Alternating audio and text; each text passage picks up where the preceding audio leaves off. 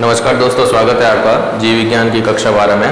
आज हम शुरू करने जा रहे हैं चैप्टर नंबर 2, नर तथा मादा युग्मकोद्भिद की संरचना एवं उसका विकास। सबसे पहला जो टॉपिक आता है वो है नर युग्मकोद्भिद की संरचना एवं विकास।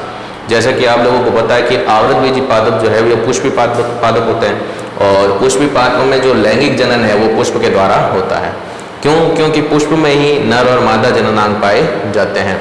अब जो नर जननांग है उसको पुमंग यानी कि एंड्रोशियम कहा जाता है और पुमंग की जो इकाई है उसे पुंकेसर या स्टेमन कहते हैं और पुंकेसर को लघु बीजाणुपर्ण या माइक्रोस्पोरोफिल भी कहा जाता है। पुंकेसर के सामान्यतः 3 भाग होते हैं। सबसे ऊपर वाला भाग जो होता है वो परागकोश कहलाता है। नीचे आपको जो तंतुनुमा भाग दिखाई देता है वो पूतंतु कहलाता है और इस पूतंतु और परागकोश को जोड़ने वाले जो ऊतक होते हैं, संयोजी ऊतक, उसको अपन योजी कहते हैं।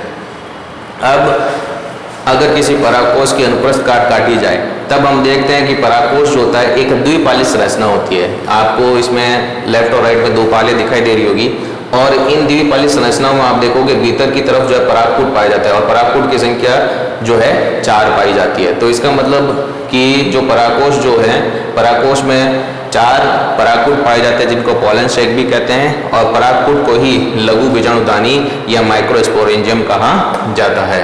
अब लघु बीजाणुदानी की अगर संरचना का अध्ययन करें तब हमें परागकोश के अनुप्रस्थ काट की संरचना का अध्ययन करना पड़ता है और परागकोश के अनुप्रस्थ काट संरचना का चित्र आप यहाँ पर देख सकते हो। इस चित्र में आप देखोगे सबसे बाहर वाली जो एकल परत आपको दिखाई देती है वो है बाह्य त्वचा। बाह्य त्वचा के भीतर एक और एकल परत पाई जाती है कोशिकाओं की बनी हुई जिसको अंतस्थीशियम कहा जाता है।